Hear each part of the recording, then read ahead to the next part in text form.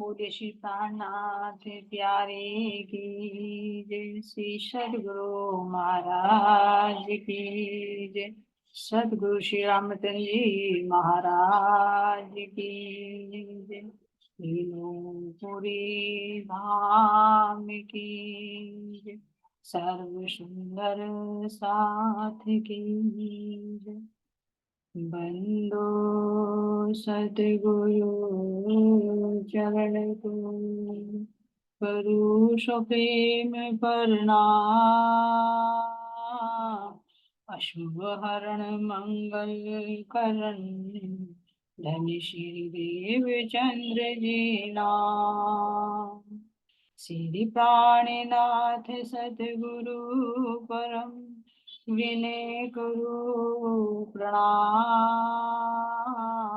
उभय विकट कपाट समरन जिनके नाम। श्री राम रतन सतगुरु मेरे काटो सकल कले।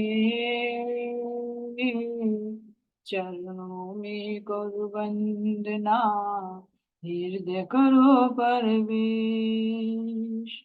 श्री प्राणनाथ निज मूलपति सिर में राज शुभ नाम। तेज फूल श्यामा युगल को पल पल करो प्रणाम। धनी जी को पल पल करो प्रणाम। बोले श्री प्राणनाथ प्यारे की श्री सतगुरु महाराज की। सभी सुंदर साथ के चरणों में कोटि कोटि शरण प्रणाम जी सुंदर साथ जी। तो चलते हैं भीतर की तरफ। तो कल सुना सुंदर साथ जी कि किसको सत्य अच्छा लगता है और किसको सत्य वचन चुभते हैं। तो जो जीव भाव में होता है, देह भाव में होता है, उसको तो सच्चे वचन चुभते हैं, और जो बेहद का साथी होता है, सत्य का बंजारा होता है, उसको सत्य शब्द अच्छे लगते हैं। तो अब अपना भाव व्यक्त कर रही हैं। इसमें सबसे पहले क्या कह रही हैं कि मैं किस तरह से अभी तक लिखी गई हैं। ऐसे श्री प्रताप सिंह जी बता रही हैं कि मैं लिखने वाला कोई नहीं हूँ, लिखवाने वाले साक्षात धाम के धनी है ना। मैं तो क्या कह रहा है, एक मुनादी करने वाला, जैसे कोई मुनादी करने वाला ढोल बजा कर ऐलान कर देता है, इस तरह से सुंदर साथ जी कह रही हैं। मैं तो सिर्फ मुनादी वाला बजा रहा हूँ, केवल ढोल नहीं प्रशंसा होती खुद से, अपने ही मुंह अपनी बात। उधर तो बोले श्री लाल दास जी, इधर सात पी के प्रताप, इधर सात पी के प्रताप। तो कह रहे हैं सुंदर साथ जी कि अपनी प्रशंसा अपने मुख से नहीं होती। कहते ना, अपने मुंह मियाँ मिट्ठू होना, यानी अपनी प्रशंसा अपने आप कर।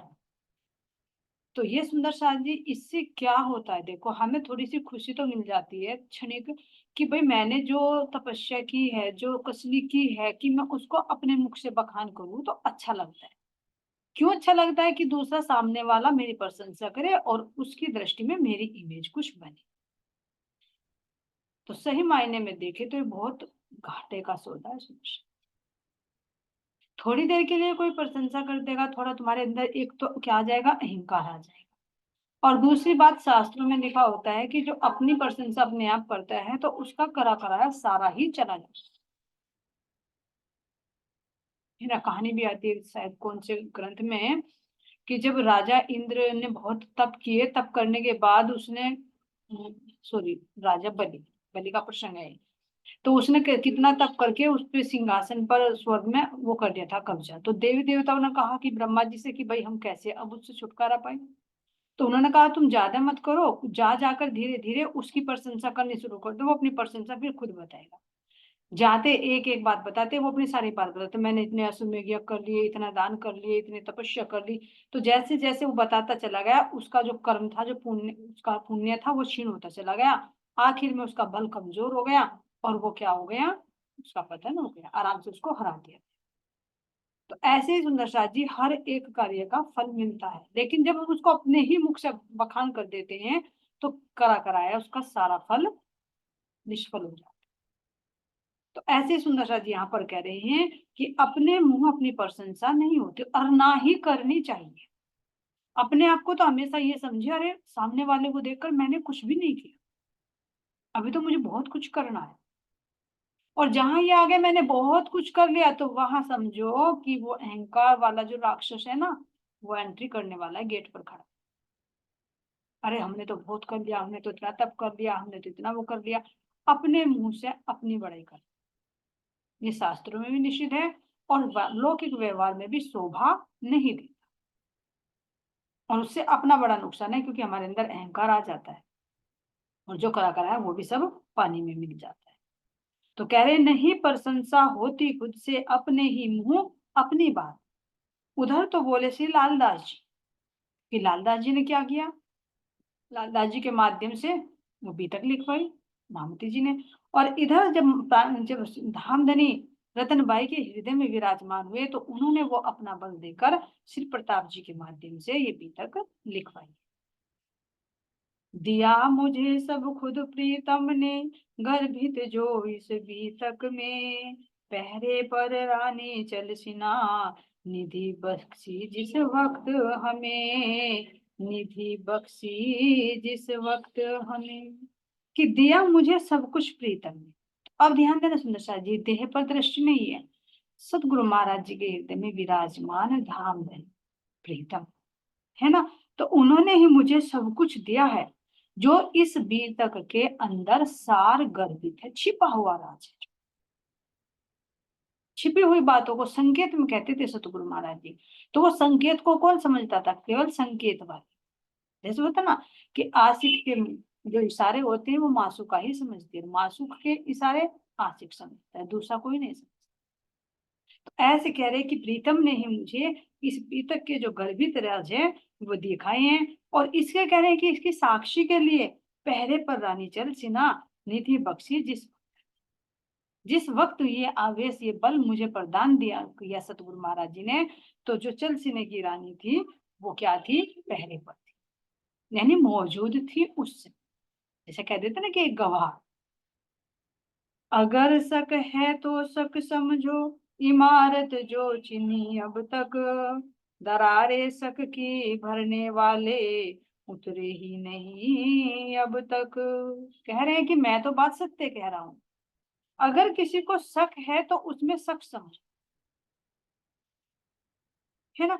इमारत जो चिनी अब तक, जो ये अंदर इमारत खड़ी कर दी, जो धामधनी ने ये ज्ञान देकर, अपनी पूरी जानकारी देकर, अपनी पूरी पहचान देकर जो ये इमारत खड़ी कर दी ना, तो दरारे शक के भरने वाले उतरे नहीं अब।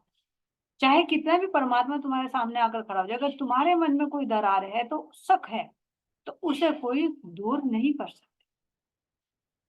अगर साक्षात तुम्हारे सामने राज्य महाराज जी भी आकर खड़े हो जाए और तुम्हारे अंदर शंका हो, अरे ये राज्य हो सकते हैं,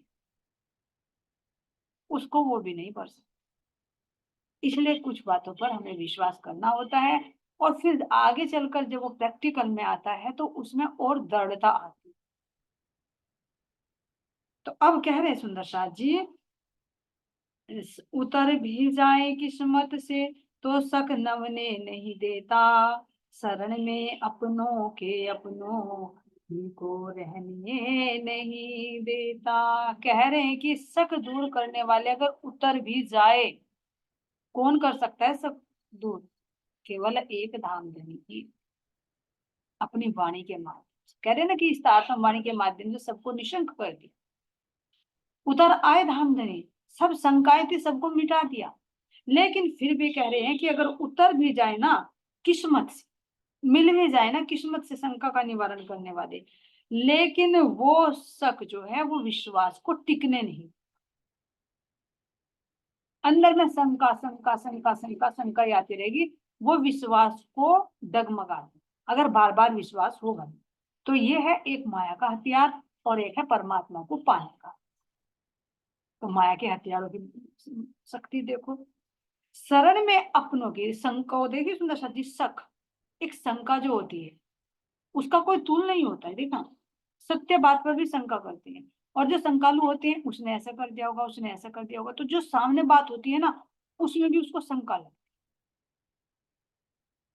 तो ये शंका का बल कितना, कह रहे हैं कि को ही अपनों की शरण में ये शंका नहीं रहने देती। जो हमारे प्रीतम है, धामधनी है, उनकी शरण में ये शंका नहीं रहने देती। बाह्य देह को देखकर, कुछ भी चीज को देखकर एकदम शंका हो जाएगी, अरे ये ऐसे करते हैं तो क्या इनके अंदर राजी हो सकते हैं, है ना? क्यों? क्योंकि वो तो लीला करेंगे। कहा था ना कि मैं तुम्हारे पास में रहूंगा, लेकिन क्या तुम मुझे पहचान पाओगे? नहीं पहचान। जैसे कृष्ण के अंदर धामधनी थे, है ना, उनकी शक्ति को क्या कंस पहचान पाया? नहीं, बाह्य दृष्टि से देख के कहते अरे ये ग्वाला, ये ग्वाला मारेगा मुझे। ब्रह्मा जी को शंका हो गई, अरे सबका इनको ग्वाल बालों का झूठा खा रहा है, ये है परमात्मा जिसकी मैंने विनती की थी। तो ये सुंदर साजी शंका कह रहे हैं कि ये शंका अपनों को अपनों की शरण में नहीं रहने देती। आत्मा को तो रहने नहीं देती परमात्मा की, लेकिन यहाँ पर भी अगर घर में, परिवार में, पड़ोस में, रिश्ते नातों में अगर शंका हो जाए ना, तो वहां से वो संबंध में दरार पड़ने लगती। इतना बल है इस शंका में। और एक बार हो जाए ना, तो हर बात में फिर शंका होगी। ऐसे सुंदर साथ जी कह रहे हैं, शरण में अपनों के अपनों ही को रहने नहीं देता। सुना कुछ मार दो सक को, बनो एक साथ सब बेशक। बने बेशक तो बेशक एक दिन हो आप ही में हक। सुना कुछ, अगर कुछ सुन ले, कुछ सत्यता मिल रही है, तो उस शंका को मार दो।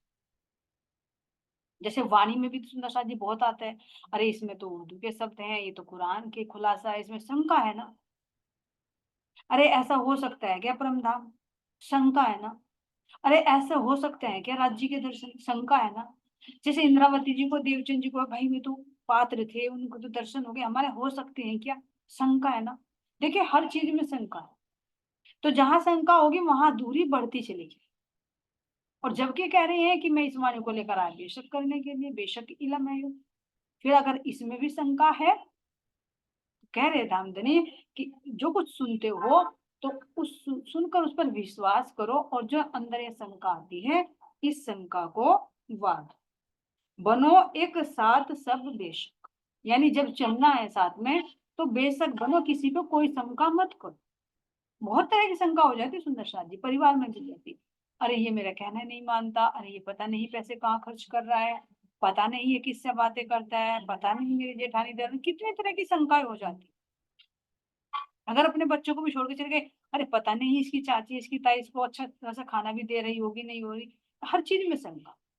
तो कह रहे बेशक होकर तो देखो एक बार, चाहे लौकिक व्यवहार हो चाहे आध्यात्मिक मार्ग, कि जब सतगुरु ने मुझे ज्ञान दिया है, सतगुरु ने हाथ पकड़ा है, तो एक शंका को हटाकर एक विश्वास लेकर चले, एकदम मान दो, तो फिर क्या होगा उसका फल, कह रहे हैं बने बेशक तो बेशक एक दिन। अगर हम बेशक बन गए तो एक दिन बेशक यानी निसंदेह, पक्का बिल्कुल। अगर तुम निसंदेह बन गए तो बिल्कुल उस बात में भी कोई संदेह नहीं है कि एक दिन तुम हक के अंदर होंगे, हक तुम यानी अरस परस हो जाओ। अगर हमें पूर्ण विश्वास है कि मेरे रामचंद्र महाराज जी के अंदर धामधनी है, और वो एक दिन दर्शन जरूर देंगे, एक दिन रूपा हाथ जरूर पकड़ कर ले जाएंगे, क्योंकि पकड़ रखा है, तो शंका से रहित हो गया ना, तो बिल्कुल बेशक एक दिन जरूर वो दर्शन देंगे। क्योंकि उस विश्वास के कारण धनी को भी झुकना पड़ता है, विश्वास में इतना बल होता है। विश्वास है ना, तो विश्वास को तोड़ता नहीं परमात्मा, सतगुरु तोड़ते नहीं विश्वास। यहाँ के लोग तो तोड़ देते हैं स्वार्थी खुशी, लेकिन वो सारी बातों को जानते हैं अंदर से, तो वो विश्वास बनाकर रखते हैं। तो इसलिए कह रहे हैं कि जब एक दिन बेशक हो जाओगे, तो बेशक एक दिन ऐसा होगा कि तुम हक में और हक तुम में मौजूद नहीं, अरस परस हो जाएगी। सतगुरु की भी तक कहनी है, अंतिम भी है रूप यही। जो कछु कुछ बख्शा हमें इन्होंने, रखना सन्मुख सही सही। ये सतगुरु की बीतक है, उनकी जीवन यात्रा है, और अंतिम भी रूप यही है, क्योंकि उन्होंने भी सब कुछ खोल दिया। हमारे सिरदार सिरमौर तो हमारी रतनबाई जी हैं, हमारे तो अंतिम यही, इसके बाद कोई परमहंस की अवस्था में नहीं पहुंचेगा हमारे जो, क्योंकि सिरदार सखी बनाकर बेची है ना। तो जो कुछ बख्शा हमें इन, जो अपनी एक एक दिल की बातें हमें बताई है ना, तो उसको मैं सही सही आपके सामने प्रस्तुत कर। अब प्रस्तुत करने से पहले कह रही हैं मंगलाचरण। श्री श्री सतगुरु परम जगत गुरु, आत्मोपम विशंभर के, सर्व शिरोमणि पुरनि धाम के, पुनि पुनि चरण कमल बंदे। कोटि कोटि प्रणाम तुम्हें, ये श्वेत वस्त्र धारी आकार। चूड़ामणि तुम ब्रह्म सृष्टि के, पद रज बंधन बारंबार। अरब खरब कर नमन चरण, गुरुपद रज तिलक लगा कर, गुरुपद रज तिलक लगा कर। कहने के ऐसे सतगुरु है ना, उनके चरणों में जो परम धाम के भी हमारे 40 युद्धों में सिरदार सखी हमारे युद्ध, श्वेत यानी उस उज्जवलता को धारण करने वाली, परम धाम के नूर को धारण करने वाली ऐसी चूड़ामणि, चूड़ामणि मतलब जो इच्छा से सारी इच्छाओं को पूर्ण करते, ऐसे ब्रह्म सृष्टि के चरण कमलों में हम कोटि कोटि बारंबार प्रणाम करते हैं। अरब खरब कर नमन, अरबों खरबों बार नमन करके गुरु के पद रज तिलक लगा। ध्यान देना सुन रहे, पद रज तिलक लगा। कौन सा तिलक लगाना हमें? जस धनी के, जो सतगुरु के चरण रज की धूल है, चरणों की धूल। चरणों की धूल अब कैसे देगी भाई, वो तो चरण नहीं है, जब उनकी धूल कहां से ले। यानी चरणों की धूल का मतलब जिस रास्ते से वे चले, बताए ना, जिस रास्ते से परमहंस चलते हैं, महापुरुष चलते हैं, वो ही रास्ता हमारे लिए चलने लायक है। तो जो सदगुरु की चलनी से हमें आज जो शिक्षा मिल रही है ना, तो यही उनके चरणों की धूल है। उसको हमें सिर माथे रखना है, यानी उसको स्वीकार करके आचरण में लाना, तो तभी तो सार्थक होगी। अगर खाली सुना सुना कुछ भी व्यवहार में ना लाए, तो फिर वो हमने तिलक नहीं लगा। तो ये है सुंदर साध्य थी, सतगुरु के चरणों की रज का तिलक लगा। यानी जैसे जैसे सतगुरु चले हैं, उनके अनुसार भी हमें भी वो कदम आगे बढ़ाना, उसे सिरोधार्य करना। तो ये है सुंदर साथ जी तिलक लगा। अल्प बुद्धि अल्पज्ञ अल्पचित, चला लेखनी ले महाराज, बुद्धि नहीं जो करूं व्यक्त कुछ, पर लिखता ले तेरी ओट, पर लिखता ले तेरी ओट। कह रहे अल्प बुद्धि और अल्प ही मन है, अल्प ही चित है, लेकिन मैं सतगुरु महाराज जी की इस बीतक को लिखने जा रहा। ऐसे सुंदर शादी हमारी भी अल्प बुद्धि है, कुछ नहीं पता इस बुद्धि में, अल्प ज्ञान है, अल्प ही चित है, क्योंकि चित भी इस चीज को धारण नहीं कर सकता, बुद्धि भी सारी बातों को ग्रहण नहीं कर सकती, लेकिन सतगुरु की बीतक को कहना है। अब कहे के जाएगी तो कैसे, बुद्धि नहीं करूं व्यक्त, इस बुद्धि में इतना सामर्थ्य नहीं है कि उनकी इस जीवन लीला को, जो उसके अंदर इतना सार छिपा हुआ है, उसको मैं व्यक्त करूं, उनके दिल की बातों को, तो मेरे में इतना वजूद नहीं है। आपकी ओट लेकर, ओट का मतलब सहारा लेकर, मैं हे सतगुरु हे धामनी, आपके चरणों का आश्रय लेकर ही मैं इस लेखन को कर रहा हूं, या आपके लेखन को मैं कह रही हूं। है अनाधिकृत चेष्टा मेरी, हूँ मैं क्योंकि खोट की पोट, भला अधूरा तुम पूरो का, कैसे लिखे स्वर्ण चरित्र, कैसे लिखे स्वर्ण चरित्र। है अनाधिकृत चेष्टा, अनाधिकृत चेष्टा मतलब हमारे अंदर हमें ये अधिकार नहीं है कि हम उनकी दिल की बातों को, उनकी सीक्रेट बातों को खोलें। अधिकार नहीं है, कहते जैसे दिल की, दूसरे के दिल की बातों को नहीं खोल सकते। तो ऐसे ये अनाधिकृत चेष्टा है, यानी एक प्रयास है जो मेरे अधिकार में नहीं है।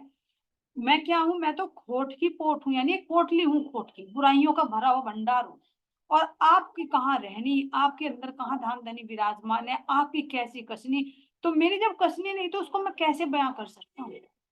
नहीं कर सकता। लेकिन क्या कह रहे हैं? भला अधूरा पूरो का। हम तो अधूरे हैं, लेकिन मेरे धाम के लिए आप तो पूरे हो ना। जैसे इंद्रावती ने कहा कि मैं तो पतितों की भी सिरदार हूँ, लेकिन आप पतितों के पावन करने वाले हो, तो फिर मुझे किस बात का? मैं तो सिरदार बन गई पतितों की, कहना नहीं माना। लेकिन आप पतितों को पवित्र करने वाले हो, तो फिर मुझे कोई चिंता नहीं। इसीलिए सुंदर शाह जी, हमारी बुद्धि भी, हमारा मन भी, हमारा चित्त भी क्या है? अल्पज्ञ है, अधूरा है। लेकिन मेरे धाम के धनी मेरे सतगुरु रामचंद्र जी तो पूर्णात्पूर्ण है, तो वे अधूरों को भी पूर्ण कर रहे। क्योंकि जब कोई चीज किसी में मिल जाती है, जैसे कोई एक सागर की एक बूंद होती है, वो सागर में गिर जाए तो सागर का रूप ले लेती है। बहती हुई नदी अगर सागर में मिल जाए तो वो नदी नहीं, फिर सागर कहलाती। क्योंकि उस सागर के अंदर वो वजूद है, वो पावर है कि उसको पूरा कर दे। तो ऐसे हम आधे अधूरों को हमारे सतगुरु अपनी मेहर में लेकर पूरा कर रहे हैं। कैसे लिखे स्वर्ण चरित्र? तो हम आधे अधूरे हैं, तो कैसे आपके इस सुनहरे, इस स्वर्णमयी चरित्र को लिख सकते हैं या बखान कर सकते हैं? कह भी तो हो ही सकता है जो उस रास्ते से गुजरा हो, लेकिन नहीं, ये तो धाम धनी ने खुद, सतगुरु महाराज जी ने खुद बताई है ना। तो तब ये स्वर्ण चरित्र यहाँ पर लिखा जा रहा है। किस लिए लिखवाए सतगुरु ने? जैसे लालदास जी के माध्यम से गीता लिखवाई, ताकि हमें पूरा पता चले, हमारा प्रदर्शक हो कि कैसे कैसे हुआ। ऐसे सुंदर शाह जी, रामचंद्र महाराज जी की भी ने भी अपनी गीता इसलिए लिखवाई, ताकि हमें भी पता चले कि किस किस कसने से कैसे गुजरे हैं, और किस परिस्थिति में हमें कैसे उसको हैंडल करना। तो जिस पंथ से सतगुरु जाते हैं, धाम धनी जाते हैं, महापुरुष जाते हैं, वास्तव में वो अनुकरणीय होता है। जिनके सौपन तलक में आते, नहीं कभी तुम सो के चित्र। जो कुछ दिया आपने सतगुरु, मुझको एक धरोहर मात्र। हम जैसों के तो सौपन में भी नहीं आते, तो भला उनकी बीतक को हम कैसे गए? असल की बीतक को कैसे गए, जब अगर सौपन में भी नहीं देखा। लेकिन ये क्या कह रहे हैं? जो कुछ दिया आपने सतगुरु, मुझको एक धरोहर। ये तो धरोहर है, ये तो अमानत है, तो खजाना है जो आपने अपनी भीतर। एक एक छोटी छोटी बातों को सुंदर शाह जी हर कोई नहीं बताता। देखो वैसे तो बता देंगे। मान लीजिए यहाँ पर भी देखो, कोई तुम्हारे से पूछे, भाई तुम्हारे जीवन में क्या क्या घटनाएं घटी है, तो तुम अच्छी अच्छी बातें बताओ। तुम कैसे गरीबी से गुजरे हो, कैसे तुम्हारे अंदर विकार बने हैं, उन विकारों को नहीं बताओगे। भाई हम इतने गरीब थे, भीख मांगनी पड़ती थी ऐसे घर में, उसको बताते हुए एक इंसल्ट सी लगेगी, है ना? नहीं बताओगे। अच्छे अच्छे क्षणों को बताओगे, लेकिन बुरों को नहीं बताओगे। और फिर अंदर में परमात्मा कैसे बातें करती है, तो वो तो बिल्कुल भी नहीं बताओगे। लेकिन जो जिज्ञासु होता है, जिज्ञासु को धामधनी मेहर करके सब कुछ बता ही देते हैं। ऐसे सुंदर साथ जी कह रहे हैं कि ये जो आपने मुझे दिया बहुत धरोहर है या कृपया आपकी हम पर, मैं इस योग्य कहाँ था पात्र। ये तो आपकी कृपया हुई, नहीं तो हम इस पात्र, इस लायक भी नहीं है सुंदर साथ जी कि उनके इस जीवन चरित्र को, स्वर्ण चरित्र का श्रवण कर सके। तो इस पर चलने की बात तो बहुत दूर है।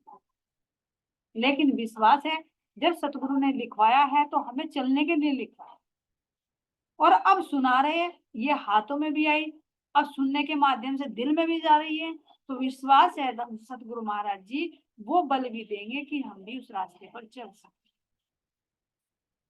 देखो शरीर की घटनाएं तो अलग अलग हो सकती है थोड़ी सी। कैसे हो सकती है? जैसे सतगुरु देवचंद जी महाराज जी की हुई, जैसे इंद्रावती की, जैसे उन्होंने कसनी कसी, खोजा, उन्हें तो खोजा खोजाया मिल गया। लेकिन अंदर में जो परमात्मा जब विराजमान होते हैं, तो उस परमात्मा को पाने का साधन वो इक्वल होता है। क्योंकि जीव का कर्म अलग अलग होता है, तो उसके कर्म के अनुसार उसकी कसनी भी होती है। लेकिन जो आत्मा जब उस में आ जाती है, परमात्मा को मिलती है, तो वो एक मंजिल।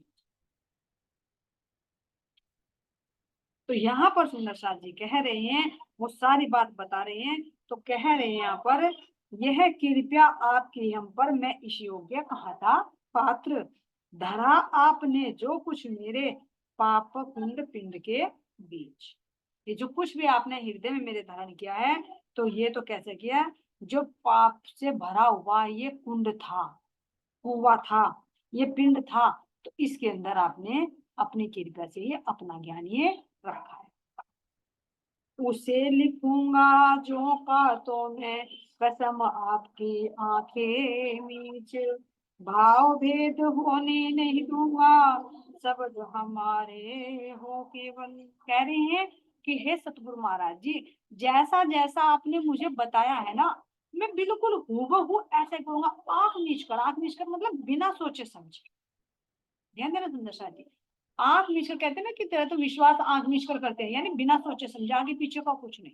तो कह रहे कि मैं आंख मीच कर, यानी बिना आगे पीछे की कुछ सोचे, आपकी कसम खाकर ये बात कहता हूँ कि जो आपने मुझे बताया है ना, मैं जो का तू लिखूंगा, जो का तू, कुछ उसमें उतार चढ़ाव नहीं करूंगा। बस इतना है कि मैं आपके जो गद में शब्द कहे गए हैं, उनको मैं पद में कर, चौपाइयों में डाल, नहीं तो शब्द वे आपके। ऐसे सुंदर साथ जी अब कह रही हैं, लिखने भेदभाव नहीं होने देगा, शब्द हमारे हो केवल, चौपाई सब व्यक्त करूंगा, उसी भांति से है देवल। जैसे जैसे आपने मुझे दिया है, उसी भांति से मैं उन शब्दों को चौपाइयों में पिरोऊंगा, और नहीं तो सारे शब्द केवल ये आपके, कसम खाकर ये मैं बात कह रहा हूं। कृपया करी जो इतनी अब तक, और कृपया एक कर दो नाथ, लिखने की सामर्थ्य और दो, वर दो धनी बढ़ा कर हाथ, वर दो बढ़ा कर हाथ। कह रहे हैं कि सतगुरु महाराज जी, आपने मुझे बता तो दी थी मौखिक में सारी बात, है ना, इतनी तो आपने कृपया की, लेकिन एक कृपया और कर दो कि मैं आपकी हुई बताई हुई बातों को लिपिबद्ध कर सकूं। ध्यान देना समझा, ये भी धनी की मेहर से होता है लिपिबद्ध करना, नहीं तो सामर्थ्य नहीं है। अब ये कैसे देखो, जैसे धनी का हुक्म हुआ, जब वाणी उतरी थी, धनदेव चंद जी को दर्शन दिए थे, तो वाणी बताते थे, अंदर साक्षात विराजमान हो गए थे। लेकिन वो वाणी लिपिबद्ध नहीं हुई थी, तो जो सुंदर साथ माया में मतलब थोड़ा जागृत हुए थे, फिर माया में लिप्त हो गए थे। फिर जब इंद्रावती जी के माध्यम से हबसा में वाणी का अवतरण हुआ, तो कैसे जो उनके साथ में उनके भाई थे गोवर्धन, वो सामलिया ठाकुर है ना, तो उन्होंने कैसे सुंदर साथ जी वो लिपिबद्ध करवाए, उनके अंदर प्रेरणा किसने दी, विचार करो, उनके अंदर किसने प्रेरणा दी। जो उद्धव ठाकुर थे और सामलिया ठाकुर थे, बल्कि सामलिया को तो विश्वास भी नहीं था, लेकिन जब उन्होंने देखा, अरे ये तो देखने में तो मेरा भाई है, लेकिन अंदर तो कोई और बोल रहा है, फिर उन्हें वो दर्शन भी हुए, जैसे रानियों को भी दर्शन होते थे कि माखन बिलोने की आवाज आती थी, रास के दृश्य नजर आते थे, तो उनको भी वो नजर आया। तो उनके हृदय में प्रेरणा किसने दी, क्या किसी ने कहा कि तुम लिख लो, वहां तो कोई कागज भी कलम भी कुछ भी नहीं था। तो यह धनी के हुक्म से ही तो लिपिबद्ध की गई। ऐसे सुंदर साथ जी यहाँ पर भी अनुभव करे कि लिखने का सामर्थ्य ने किसने डाली है दिल में। देखो, एक पात्र को चुना, भाई देखो साथ में रहे हैं, जैसे ये श्री जगदीश आहूजा जी हैं, और ये श्री प्रताप जी साथ में रहे महाराज जी के, तो उन्हें तो पात्रता का पता था, उन्हें तो पता था मुझे किस तरह से क्या कार्य कराना है, क्योंकि ऐसे नहीं जहाँ धामधनी विराजमान हो उनकी अपनी आत्माओं का ना पता हो, तो किस तरह से क्या लीला करानी वो तो वो जानते हैं ना, किसके अंदर क्या इच्छा वो भी उन्होंने डाली। तो उन्होंने ये डाला कि मेरी जो ये जीवनी है, तो इसको भी तो सुंदर साथ को पता होना चाहिए ना, जिस तन के अंदर बैठकर धामधनी ने लीला की, कायमी की लीला कर दी, तो इनके दिल में डाल दी कि ये पीतक तुम्हें लिखनी है, अगर ना ये धनी लिखवाते, ध्यान देना, तो क्या हमें आज सतगुरु जी के बारे में पता चलता? बस नाम नाम कहते हैं कि भाई हाँ राम रतन महाराज जी सतगुरु, बस ज्यादा से ज्यादा गांव का नाम, तिथि का नाम पता हो जाता, माता पिता का नाम। उनके अंदर के जो अनुभव है, जो छिपे भेद अभी आएंगे, उनसे तो वाकिफ ना हो पाते हैं। तो ये धामधनी ने खुद इस तन की बीतक लिखवाई है कि इस तन में बैठ, रतनबाई के अंदर बैठकर, रतनबाई जन्मदत्त जी के तन पर बैठकर जो लीला हुई है, उस लीला को भी लिपिबद्ध करा जाए, ताकि मेरी और आत्माओं को भी पता चले, और इसकी बातें हम फिर परम धाम में कि जो पहले बिहारी जी के तन में भूल गई थी, तो यहाँ आकर कैसे कसनी कस कस के फिर अपने धनी को पा ली। इसलिए सुंदर साथ जी ये लिपिबद्ध भी किसने कराई है? धाम के धनी ने। तो कह रहे कि इतना बल और दे कि मेरे हाथ चल जाएं इसे लिपिबद्ध करने के लिए। आप संभाले रखना प्रीतम, चित्र खींच पाऊं जिससे, मेरे तो हो सिर्फ आप ही, और भला मांगू किससे। कह रहे हे मेरे प्रीतम, आप संभाले रखना, क्योंकि धामधनी, साक्षात धामधनी बैठकर अंदर प्रेरणा दे रहे हैं कि मैंने इस तन के अंदर बैठकर जो लीला की है, तो इसकी बीतक क्या है, ये जीव कैसे कैसे प्रोग्रेस करके यहाँ तक आया है, तो इसकी जीवनी भी तुझे लिखनी है। तो यहाँ पर कह रही हैं कि आपने संभाला है प्रीतम, आगे भी संभाले रखना। कैसे संभाले रखना? कि जो मैं शब्द लिख रहा हूं ना, तो इन शब्दों में मैं आपका चित्र खींच सकूं। ध्यान देना, ताकि इस इन शब्दों में शब्द चेतन हो जाए, और इन शब्दों को सुनने से, पढ़ने से, वो शुरू से लेकर आखिर तक की पूरी बी तक मेरे सामने ऐसी हो जाए, ऐसी आ जाए जैसे कि कोई स्क्रीन पर मूवी देख। तो वो बल इन शब्दों में देना जो मैं लिखने जा रहा हूं, आपके जीवन का पूरा चित्र, वो चेतनता में इसके अंदर ला सकूं, जिससे सुनने वाले को साक्षात उनका अनुभव हो सके। तो ये सुंदर सा ये बल भी शब्दों में धनी ने डाला है। तो इसको ध्यान से सुनकर ये देखना कि जैसे जैसे सतगुरु की भीतर चलेगी, ऐसे ऐसे वो घटना में हम शामिल हैं। जैसे पीछे भी तक करी कि जहां जहां सतगुरु महाराज जी गए जागरण करते हुए, वहां वहां हमने अनुभव किया कि कैसे कैसे। ऐसे ही इसका मेरे तो सिर्फ आप हो, और भला मांगू किससे। अब मैं लिखने का कार्य करने जा रहा हूँ, तो क्या मैं गणपति जी के पास में जाऊं, क्या मैं सरस्वती जी के पास में जाऊं कि मुझे वो बल दो, मुझे ज्ञान दो, मुझे बुद्धि दो। हे मेरे धनी, आपके चरणों में ही मेरे तो सारे तीर्थ हैं, सारे देवी देवता हैं। बस मैं तो आपके चरणों में प्रणाम करता हूँ, और ये विनती करती हूँ कि आप ये बल प्रदान करें, ताकि आपके इन शब्दों को बोलने से सुंदर साथ के हृदय में वो जीवंत हो जाए, आपका एक स्वरूप खड़ा हो जाए। वो बल भी धनी आप, क्योंकि मेरे तो आप है, आपके चरणों में ही विनती, किसी और से मुझे कोई आशा नहीं। आत्म पुष्प सिर्फ एक हम पे, और न कुछ भी मेरे पास, वही समर्पित करूं चरण पर, स्वीकारो पर आत्मनाथ, स्वीकारो पर आत्मनाथ। तो क्या विनती है कि मेरे पास देने के लिए क्या है? ये पांच तत्वों का पिंड मेरा नहीं है, ये जीव मेरा नहीं है, जो मैं आत्म हूं ये भी तेरे दिल की वृत्ति है, और जो परात्म है वो परात्म मैं कह रही हूँ मैं भी तेरी। तो मैं क्या सौंपू? कुछ नहीं, बस मैं पना, यानी जो आत्म पुष्प है, जो मेरी आत्मा रूपी फूल है, इस आत्मा को मैं आपके चरणों में समर्पित करती हूँ। तो जीव और तन सब आपके चरणों में समर्पित, तो इसके अलावा मेरे पास और कुछ नहीं है।